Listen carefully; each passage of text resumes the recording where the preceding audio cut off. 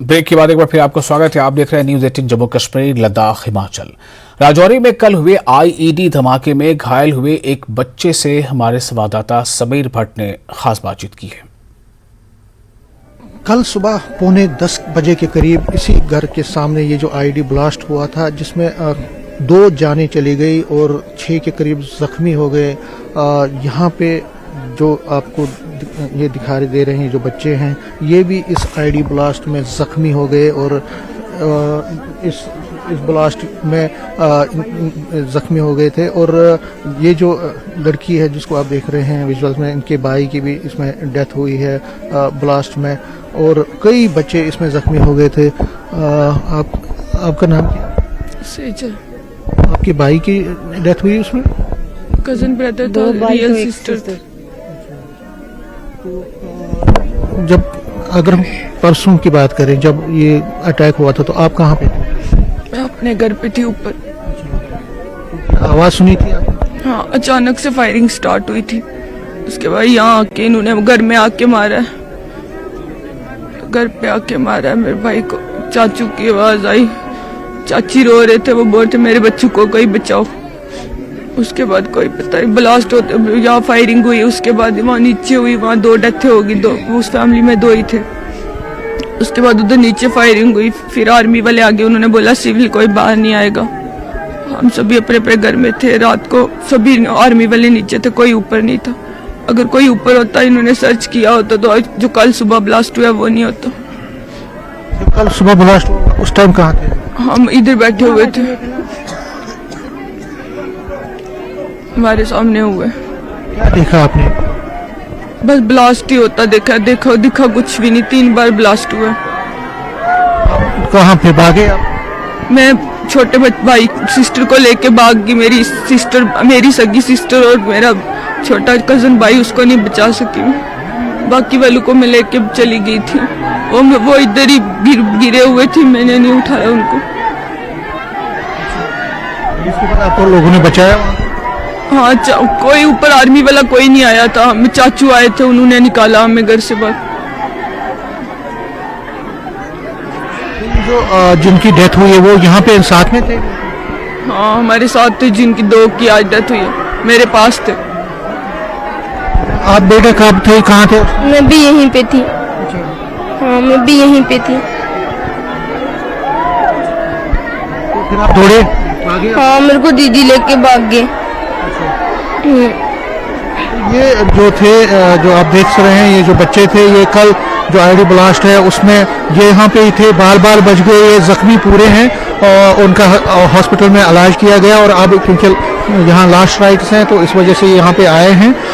इनका ये कहना है कि जो ब्लास्ट है वो बहुत ज़्यादा हैवी था, बहुत ज़्यादा उसकी धमाके की आवाज़ सुनाई दी थी और ये भी साथ में थे। ये भागे और फिर लोगों ने इनको बचाया और इससे इनकी जान बची है। और ये जाहिर कर रहा है कि यहाँ पे जितने भी जब आईडी ब्लास्ट हुआ या उससे पहले अटैक हुआ था, तो जो बच्चे हैं यहाँ पे, उनके दिल में और उनके दिल में अगर हम कहें तो बहुत ज़्यादा अभी भी खौफ पसरा हुआ है। और वो यही चाहते हैं कि जो इन्वॉल्व हैं इसमें, जिन्होंने ये अटैक किया है और उसके बाद आईडी ब्लास्ट किया है, उनके खिलाफ कड़ी से कड़ी कार्रवाई होनी चाहिए। कैमरामैन आशु के साथ में समीर भट्ट, डांगरी विलेज, राजौरी। और राजौरी में अंतिम संस्कार के बाद बीजेपी जम्मू कश्मीर के हेड रविंद्र रैना ने न्यूज 18 से बातचीत की। राजौरी के डांगरी इलाके में आतंकवादियों की तरफ से एक बर्बरनाक वाक़ा अटैक किया गया, जिसमें 6 लोग चले गए, 6 लोगों की डेथ हुई और कई लोग इंजर्ड हो गए। हमारे साथ इस वक्त हैं बीजेपी JNK यूटी के हेड रविंद्र रैना। ये इनका इलाका भी है। रविंद्र जी, सबसे पहले जानूंगा कि जो यहाँ पे हम लोग 2 दिन से यहाँ पे हमने बात की, यहाँ पे जो मेन डिमांड है वो VDCs की है। VDCs पे ये कह रहे हैं कि जो वेपन्स पहले दिए गए थे वो वापस लिए गए थे, अब ये चाहते हैं कि दोबारा, क्योंकि ये टारगेट किलिंग है और बहुत इंपॉर्टेंट ये है कि VDC देखो, ढांगरी हो, सरानू हो, पोठा हो, गोदड़ अंदरोला हो, कलालकस हो, बलजराला अड़गी धलोड़ी हो, मुरादपुर हो, दलोगड़ा हो या डूंगी नारियां चिंगस हो, नौशहरा सुंदरबानी हो, मेंढर सुरनकोट पुंछ हो, सब्जियां लोरन मंडी कहो, ये जो LOC के ऊपर लोग बसे हैं ये बड़े दिलेर और देशभक्त हैं। इन लोगों ने 1947 देखा, 1962, 65 और 71 की लड़ाइयां देखी। आतंकवाद से यहां आर्मी और पुलिस ने जंग लड़ी, यहां के लोकल लोगों ने आर्मी और पुलिस से कंधा मिलाकर जंग लड़ी है। ये देशभक्त और बहादुर लोग हैं, ये ज्यादातर रफूजी लोग हैं और ये शेर दिल आदमी हैं। जब आतंकवाद यहां बल जराला 1999 का कांड हुआ था, उसके बाद जब अडवाणी जी और होम मिनिस्टर थे और वाजपेयी साहब की सरकार थी, यहां गांव गांव में बंदूकें दी गई थी और यहां के लोगों ने आतंकवादियों से जंग लड़ी है। और वही मैं खुद यहां 10 साल ढांगरी में रहा हूं। ये सारा एरिया बॉर्डर का, मैं रजौरी पुंछ का चप्पा चप्पा हर घर का मैंने पानी पिया है। यहाँ के नौजवान देशभक्त हैं, बहादुर हैं, सफाई हैं। पिछले 10 सालों से आतंकवाद की यहाँ कोई घटना नहीं हुई। आतंकवादियों ने कोशिश की लेकिन घुसपैठ करते ही आतंकवादियों को मार दिया जाता था।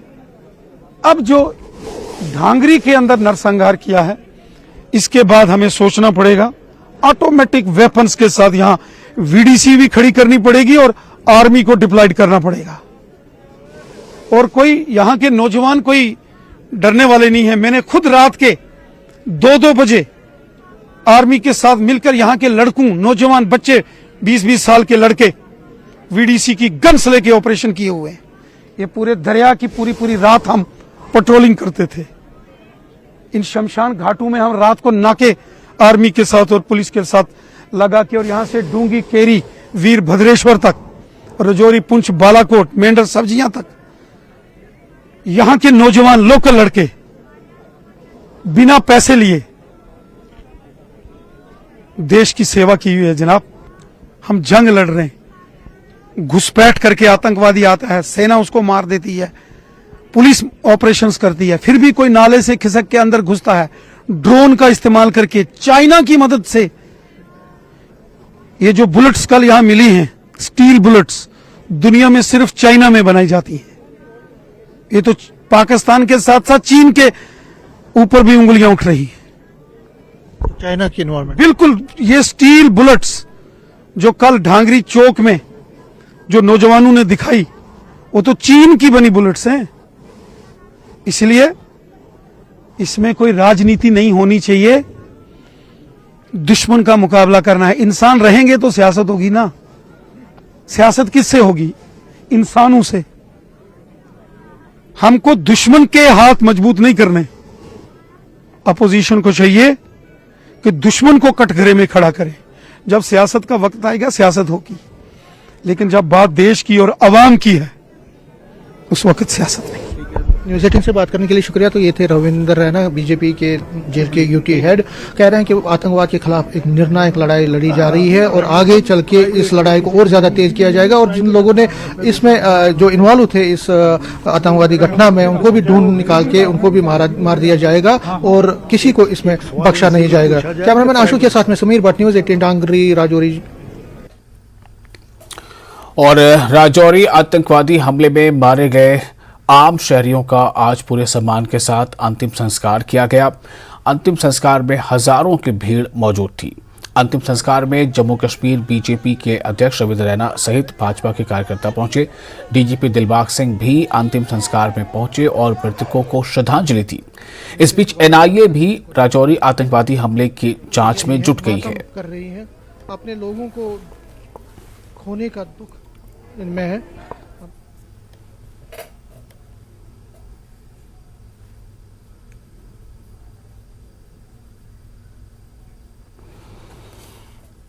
राजौरी आतंकवादी हमले के मामले में एनआईए ने जांच शुरू कर दी है। एनआईए की टीम आज राजौरी पहुंची है और जांच के लिए नमूने जमा करने में जुट गई है। ये तस्वीरें आप देख सकते हैं। इन तस्वीरों में आप देखिए किस तरह से उन घरों का जायजा लिया गया और वहां पर मौजूद किसी भी तरह के नमूने या सबूत जो है उससे कलेक्शन भी उसका किया है एनआईए की टीम ने। ये एनआईए की टीम मेंबर्स जो वहां पहुंचे हुए हैं उस घर के बाहर, यानी कि राजौरी के ढांगरी गांव में, यही वो बिल्डिंग है जिसमें रविवार की रात में आतंकवादियों ने फायरिंग भी की थी और इसी घर में अगले दिन यानी सोमवार के दिन सुबह करीब 10 बजे आईईडी ब्लास्ट हुआ था। इसके बाद एनआईए की टीम पहाड़ी के दूसरी तरफ जो दूसरे मकान हैं, दूसरे मकान में भी वहां पहुंची। वहां भी उन्होंने उसका जायजा लिया और वहां से जो भी सबूत इकट्ठे हो सकते थे वो सबूत इकट्ठा किया है, नमूने लिए हैं। चूंकि सबसे बड़ी बात यहाँ पर यह है कि सूत्रों के हवाले से ऐसा पता चल रहा है कि कोई नया समूह है जिसने इस आतंकवादी घटना को अंजाम दिया है और इसलिए अब ये भी सवाल बनता है कि क्या ये कोई नया गिरोह है, तो उसका तरीका या मॉडस ऑपरेंडी क्या है, किस तरह से है, इसको अभी जांच करना है। हमारे साथ राजन वैद जुड़ चुके हैं, हमारे संवाददाता।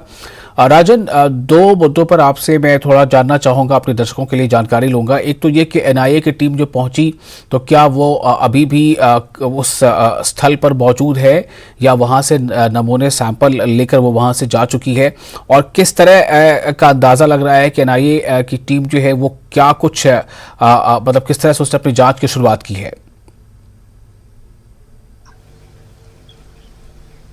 जी तो विशाल, मैं आपको बता दूं कि एनआईए की टीम यहां से जा चुकी है और यहां जब वो दूसरे मकान में यहां पहुंची, इस मकान को लॉक कर दिया गया है। आप उस मकान के बाहर जो ताला है वो देख सकते हैं। तमाम मकान को सील कर दिया गया है। कुछ अहम सबूत एनआईए के हाथ में यहां से लगे हैं विशाल। ये बहुत ही अहम इनपुट है, इसलिए बन जाता है कि जो इससे पिछला मकान था उसको हालांकि लॉक नहीं किया गया है, लेकिन इस मकान को एनआईए की टीम की तरफ से लॉक कर दिया गया है, जिससे ये साफ हो जाता है कि कुछ अहम सबूत जो है एनआईए के हाथ में लगे हैं, जिसके चलते ही अभी कोई सबूतों के साथ छेड़छाड़ ना हो या उनको कोई ऐसा अंदेशा हो सकता है कि कोई विस्फोटक या कोई इस तरह की चीज जो यहां पे प्लांट ना की हो, तो जिसके चलते यहां से हालांकि एनआईए की टीम चली गई है, लेकिन इस मकान को सील कर दिया गया है और यहां पे पुलिस का अमला और सेना के जवान चप्पे चप्पे पे मौजूद हैं। इस तमाम इलाके में जो तलाशी अभियान है विशाल, ये अभी भी चल रहा है। यहाँ पे जो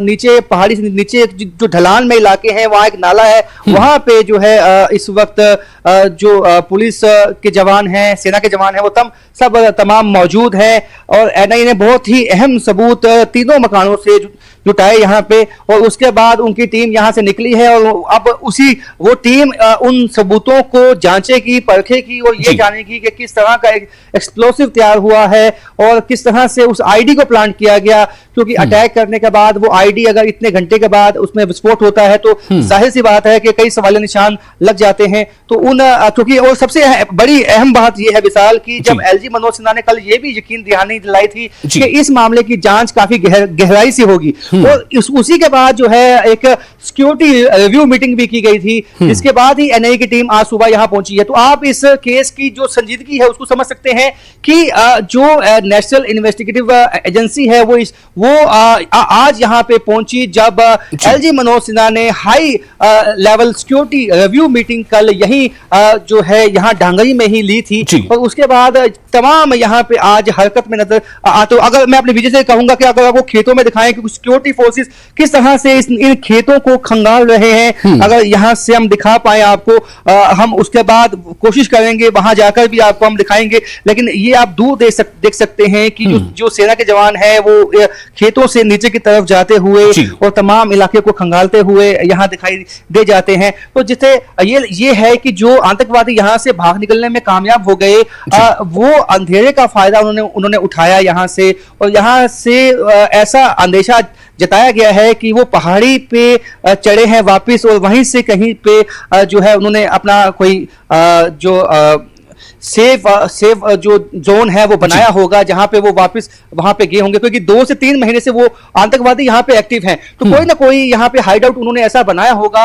जिसके चलते उनको लगता होगा कि यहां पे सेना की या सिक्योरिटी फोर्सेस की जो निगाह है वो उन तक नहीं पहुंच सकती है। तो इसलिए अभी आप देख सकते हैं कि ये इलाके में एकदम शांति है। जो कुछ गाड़ियां आपको दिख रही होंगी, ये मीडिया कर्मी हैं उनकी गाड़ियां हैं या जो यहाँ पे कुछ पुलिस वाले लोग मौजूद हैं उनकी की गाड़ियां हैं और इसके पीछे जो सेना का जो ट्रक्स हैं, जो उनके कॉन्वॉय हैं, वो लगे हुए हैं। तो अब एनआईए की टीम हालांकि यहां से जा चुकी है, लेकिन फिर भी इस इलाके में मैं आपको बता दूं कि अभी भी सिक्योरिटी फोर्सेस, तमाम एजेंसीज के लोग यहां पे मौजूद हैं, क्योंकि जितनी भी एजेंसीज हैं सबके लोग यहां पे पहुंचेंगे और यहां पे अपने तरीके से जो सबूतों को जुटाया जाएगा। आप देख सकते हैं जो वो पहला मकान है वहां पे इस वक्त जो कुछ लोग वापस आए हैं जो अभी शायद करमेशन में गए थे और करमेशन के बाद वो वापस अपने यहाँ पहुंचे हैं। कुछ आसपास के लोग भी यहाँ पे पहुंचे हैं जो करमेशन में पहले गए थे और जो आज यहाँ पे शोक मनाया जाएगा जिनकी हत्या हुई है।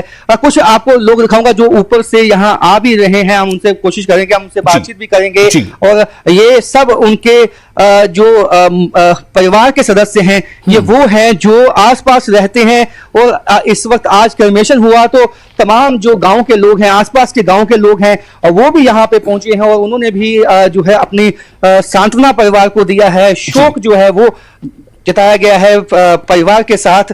तो आप देख सकते हैं ये लोग जो अभी मेरे सामने आ रहे हैं, ये वही शोक मना के उनके घर से वो आ रहे हैं, ये उनके रिलेटिव हैं, ये इनसे जानेंगे क्या कहेंगे जो ये हादसा हुआ। आप अभी वहां से आए, आप कहाँ के रहने वाले हैं? अभी तो रिजौरी के रहने वाले हैं।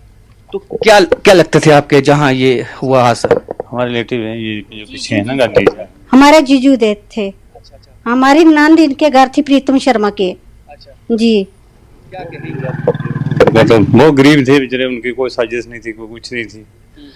अचानक ही आए तो मार के चले गए। परिवार में कौन बचा? अभी उनकी जो एक बहू है, एक उनका पोता है, एक छोटा सी बच्ची है, बस घर ही पूरा खाली हो गया। कैसा आपको लगा जब आपने देखा कि एक परिवार था? कुछ दिन पहले आप उनसे मिले भी होंगे, यहाँ पे इकट्ठे खेले भी, खाया पिया होगा इकट्ठे बैठ के। आज जब आप यहाँ से आए, यहाँ से जा रहे हैं, किस तरह की फीलिंग आपके दिल में है? अभी तो बिल्कुल पूरा मकान ही खाली कर दिया ना उन्होंने। पहले आते थे जाते थे, अभी कोई बचा ही नहीं। छोड़ा किसके पास आएंगे, किसके पास आना जाना है? अब तो घर ही टूट गया पूरा, कुछ नहीं बचा हमारे पास, किसके पास जाना आना है? है जो घटना घटी उससे आपके मन पे कितना गहरा असर, कितना शौक हुआ, कितना दहशत आपके मन में? शौक तो होता ही है। अभी हमारे साथ जो थे वो अभी है ही नहीं, बिल्कुल खाली बच गए हम। ना दीदी रही, ना जीजा रहे, कोई कुछ भी नहीं छोड़ा उन्होंने, खाली कर दिया घर ही पूरा।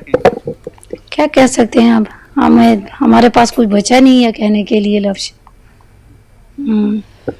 तो लफ्ज नहीं है बयान करने के लिए अपने दर्द को। ये जो जितने भी रिलेटिव्स हैं यहाँ पे जो पहुंचे हैं, उनका कहना है कि हमारे पास अब शब्द ही नहीं बचे कि किस तरह से जो परिवार था वही खत्म हो गया, जो लोग हैं उनकी मृत्यु हो गई है। तो अब ये पहले कुछ दिनों पहले इनका कहना है कि हम आए थे, इसी घर में बैठे थे, हंस खेल कर बातचीत कर रहे थे, खा पी रहे थे और आज उनको यकीन नहीं हो रहा है कि उसी मकान में हम गए हैं। तो वो जो दर्दनाक यादें हैं अपने साथ लेके जाएंगे यहाँ से। तो तमाम तरह की जो आप देखते हैं कि एक फीलिंग अंदर होती है और काफ़ी दुखी हैं यहाँ के लोग भी, और जो इनके रिलेटिव्स हैं वो तो जाहिर सी बात है कि दुख उनमें काफ़ी होगा इस घटना को लेकर।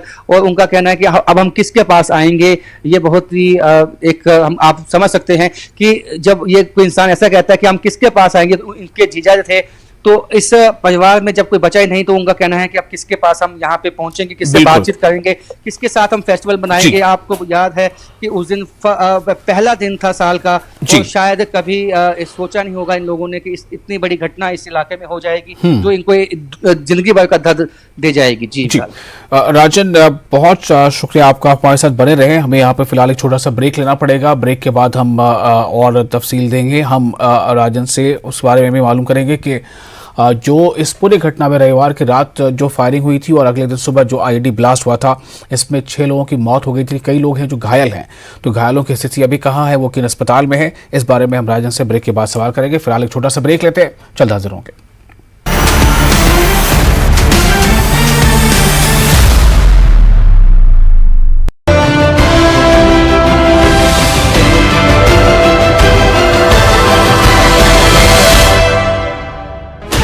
$16 channels, 15 languages, 26 states, 1,200 plus reporters, 67 plus crore viewers. India's largest news network, News 18 Network.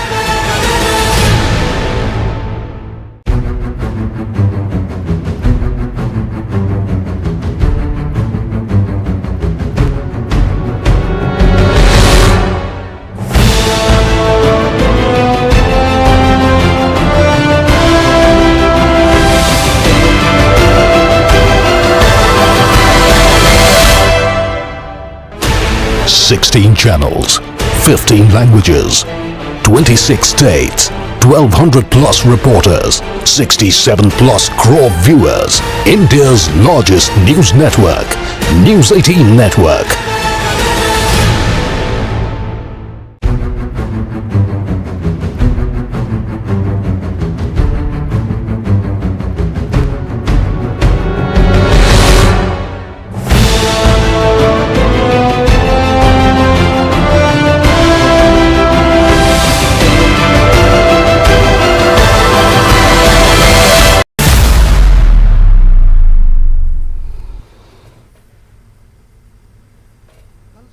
पौने 10 बजे के करीब इसी घर के सामने ये जो आईडी ब्लास्ट हुआ था, जिसमें 2 जानें चली गई और 6 के करीब जख्मी हो गए। यहाँ पे जो आपको ये दिखाई दे रहे हैं जो बच्चे हैं, ये भी इस आईडी ब्लास्ट में जख्मी हो गए और इस ब्लास्ट में जख्मी हो गए थे। और ये जो लड़की है जिसको आप देख रहे हैं विजुअल्स में, इनके भाई की भी इसमें डेथ हुई है ब्लास्ट में, और कई बच्चे इसमें जख्मी हो गए थे। आपका नाम क्या? सेजल। आपके भाई की डेथ हुई उसमें? कजन ब्रदर था, रियल सिस्टर थे। जब अगर हम परसों की बात करें, जब ये अटैक हुआ था, तो आप कहाँ पे थे? मैं अपने घर पे थी ऊपर। आवाज सुनी थी आपने? हाँ, अचानक से फायरिंग स्टार्ट हुई थी। उसके बाद यहाँ आके इन्होंने घर में आके मारा, घर पे आके मारा मेरे भाई को। चाचू की आवाज आई, चाची रो रहे थे, वो बोलते मेरे बच्चों को कोई बचाओ। उसके बाद कोई पता नहीं, ब्लास्ट होते यहाँ फायरिंग हुई, उसके बाद वहाँ नीचे हुई, वहाँ 2 डेथें होगी। 2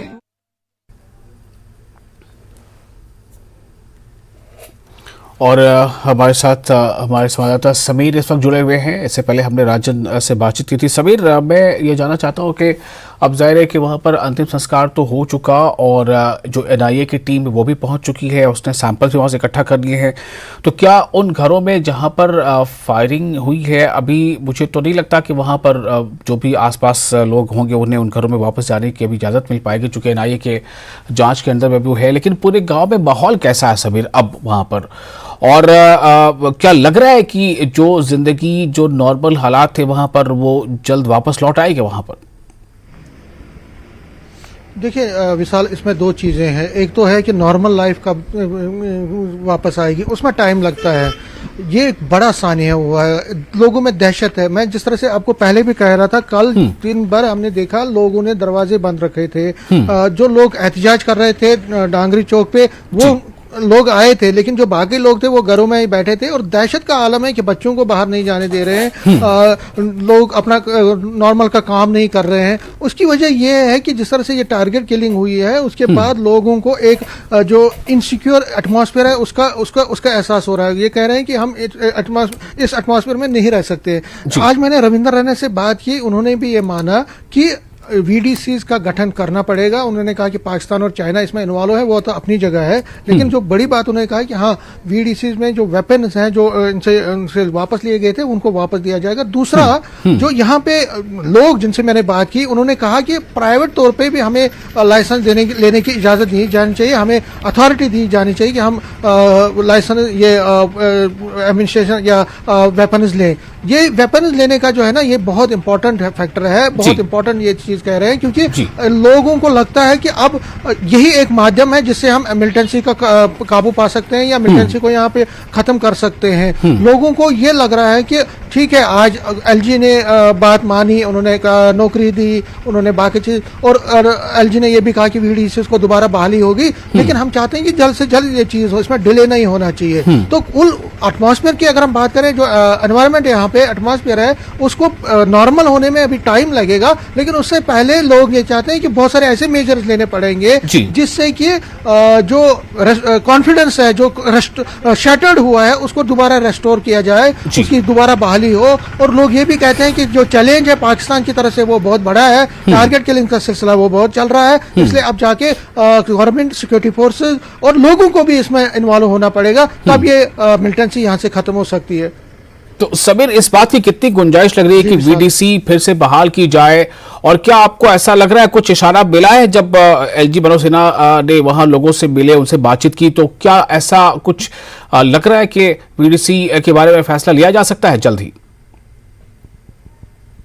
जी जी, मुझे लगता है कि जो कल से हमने जो गैदर किया है, जो चीजें इनपुट्स मिले हैं, उसके हिसाब से लगता है कि जो एडमिनिस्ट्रेशन है वो बहुत सीरियस है और बहुत ही संजीदा है इस मामले में कि वीडीसी की दोबारा से बहाली हो, क्योंकि देखिए यही एकमात्र मेथड है जिससे कि आप मिलिटेंसी का, टेररिज्म का फाइट कर सकते हैं। सिक्योरिटी फोर्सेस अपना काम कर रहे हैं, लेकिन ये नहीं है, ये पॉसिबल नहीं है कि हर जगह सिक्योरिटी फोर्सेस रहेंगे। तो इस सूरत में जो अगर आपके पास डिफेंस करने के लिए वेपन होंगे तो लोग जो हैं, आम जो ग्रामीण तबकों के लोग हैं, जो गांव में बसने वाले लोग हैं, उनको अपनी सिक्योरिटी, अपनी सेफ्टी सुनिश्चित करने में मदद मिलेगी और इससे उनको भी फायदा होगा। सिक्योरिटी फोर्सेस को जो एंटी मिलिटेंसी ऑपरेशंस में लगे हुए हैं उनको भी ये नहीं प्रॉब्लम होगी कि वो घर घर जाके लोगों को सिक्योरिटी प्रोवाइड करे, क्योंकि लोगों के पास अगर वेपन होंगे तो वो अपने आप की खुद सिक्योरिटी कर सकते हैं, अपने आप की खुद डिफेंस कर सकते हैं। तो जो बोझ है वो हल्का होता है सिक्योरिटी अपैरेटस पे। और दूसरा, जो आतंकवादी अगर कहीं पे भी अटैक करें तो उनका रिपल्शन होगा, उसी टाइम उनको रिप्लाई दिया जाएगा। तो ये सिक्योरिटी एस्पेक्ट से भी बहुत बेहतरीन है। तो मुझे लगता है कि बहुत जल्द इस पे फैसला होने वाला है। एलजी ने भी इसको माना है, एडीजीपी डीजीपी दिलबाग सिंह ने भी कहा है, और जो जितने भी सीनियर ऑफिसर्स हैं उन्होंने भी ये कहा है कि इस पर मंथन हो रहा है और इस पर जल्दी फैसला लिया जाएगा। ठीक है। और राजन हमारे साथ जुड़े हुए हैं। राजन, मैं आपसे ये जानना चाहूंगा हमारे दर्शकों के लिए कि एक सवाल लोगों के जहन में बार बार उठ रहा होगा कि जिन लोगों को गोलियां लगी थी या जो आईईडी ब्लास्ट में अगले दिन सुबह जख्मी हुए थे, उनमें से कितने लोग अभी ऐसे हैं जो जख्मी हालत में हैं, कितने लोग सीरियस हैं, या वो उनकी हालत अभी काबू में है, और कहाँ किन किन अस्पताल में उनका इलाज चल रहा है, क्या स्थिति है उनके, कुछ बता पाएंगे? जी विशाल, सुबह ही हमने जो ये मेडिकल सुपरिटेंडेंट है यहाँ जीएमसी राजौरी में, उनसे बात की है। उनका कहना है 12 लोग उनके पास अभी भी हैं, जिनमें से एक जो शख्स है वो क्रिटिकल है। उसकी 4 घंटे की सर्जरी हुई थी, जिसके बाद अभी भी उसकी हालत नाजुक बनी हुई है, लेकिन उन्होंने उम्मीद जताई है कि उसको भी बचा लिया जाएगा। 2 लोग उनका कहना है कि जीएमसी जम्मू में जो है वो रेफर किए गए थे। और ये सबसे अहम बात है कि एक ही शख्स अभी क्रिटिकल है, जो बाकी अन्य हैं वो अभी रिस्पॉन्ड कर रहे हैं, जो ट्रीटमेंट उनको दिया जा रहा है। विशाल, ऐसे में मेरे साथ अब्दुल गनी कोहली हैं, जो बीजेपी के नेता भी हैं और फॉर्मर मिनिस्टर भी हैं। कोहली साहब, ये यहाँ लोगों की एक मांग है कि जो विलेज डिफेंस कमेटीज थी, जिसमें बहुत ही अहम रोल अदा किया, क्योंकि आप भी पुंछ इलाके से बिलोंग करते हैं, तो कितना अहम रोल था उसका, और अब कितना लाजमी है कि उनको वापस वो जो इख्तियार हैं वो दिए जाए? इससे पहले कि मैं आपके सवाल को जवाब दूं, वैसे ये बड़ा दुखदाई मामला है। ये 6 आदमियों का कत्ल नहीं किया है, इन्होंने इंसानियत को कत्ल किया है। और इस मौके पे मैं सबसे अपील पहले ये करूंगा कि मैं सब ने हिंदू मुस्लिम सिख इकट्ठे होके इस साजिश का मुकाबला कर रहे हैं, ताकि दुश्मन जो है उसको आइंदा के लिए ऐसा मौका ना मिले। वो तभी हो सकता है कि हमने अपने भाईचारे को कायम रखना है। जहां तक आपने डिफेंस कमेटी का रहा, ये अपने तौर पर मैं भी सोच रहा था, मैं पुंछ का हूं लेकिन इलेक्शन लड़ा है एमएलए राजौरी से, कालाकोट से। तो अब ऐसा है कि डिफेंस कमेटी को मजबूत करना जो है वो नहायत जरूरी है। अगर यहाँ वो हालात होते डिफेंस कमेटी का जो सिलसिला, तो मुझे लगता है इतना नुकसान हर किसी नहीं होने वाला था। तो देखिए, अब ना मैं यहाँ क्या नाम है आर्मी को ना पुलिस को, कि यहाँ क्या कमजोरी है, गांव में कहीं भी आ सकते हैं, उसमें ना पुलिस कुछ कर सकती है ना कुछ आर्मी कर सकती है। अलबत्ता अगर इनपुट हो तो उसके लिए बाज़ाब्ता उनको अलर्ट रहना पड़ता है। तो उसके लिए बेस्ट जो आप कह रहे हो, जो हथियार हम इस्तेमाल कर सकते हैं ऐसे वाक़यात के लिए, ऐसी जगहों के लिए, और वो यही है कि डिफेंस कमेटी जो है। गनी साहब, लेकिन कहीं ना कहीं जब आइडेंटिटी पूछ के आपको टारगेट किया जाता है, सिलेक्टिव किलिंग की जाती है, जम्मू सूबे में आप की जाती है, ठीक है, कश्मीर सूबे में कई ऐसे केसेस सामने आए, ये कितना संजीदा मामला है? ये संजीदा की क्या जी, इससे दुख भरा मामला, इससे परेशानी का मामला जो ज्यादा है ना, मैं क्या कहूँ, मेरे पास अल्फाज ही नहीं है कंडम करने के लिए जिस ढंग से ये वाकया हुआ है। ये सबको नहीं है, इस दुख सुख में हम सब इकट्ठे उनके साथ शामिल हैं, लेकिन जो वाकया आपने तौर पर हुआ है इसके लिए मेरे पास अल्फाज नहीं है, बुरे से बुरे, कि मैं क्या डिफरेंसेस पैदा करने की कोशिश की गई दो कम्युनिटी के अंदर और जिस तरह से अटैक किया गया यहाँ। देखिए, अगर करने वाले एलिमेंट हर जगह होते हैं, हर कम्युनिटी में होते हैं, तभी तो मैं कहता हूं, मैं अपील करता हूं सब भाइयों को कि इस मौके पर हमने इकट्ठे होकर रहना है, बिल्कुल इकट्ठा होकर रहना है और जो डिवीजन पैदा हो इसकी जो कोशिश दूसरी ताकतों की है उससे करारा जवाब देना है। राजन, बहुत शुक्रिया आपका। अब फिलहाल वक्त हमारे पास नहीं बचा है और अपने दर्शकों से हम इजाजत लेंगे। इस बुलेटिन में फिलहाल इतना ही। आप बने रहे न्यूज़ 18 जम्मू कश्मीर लद्दाख हिमाचल के साथ।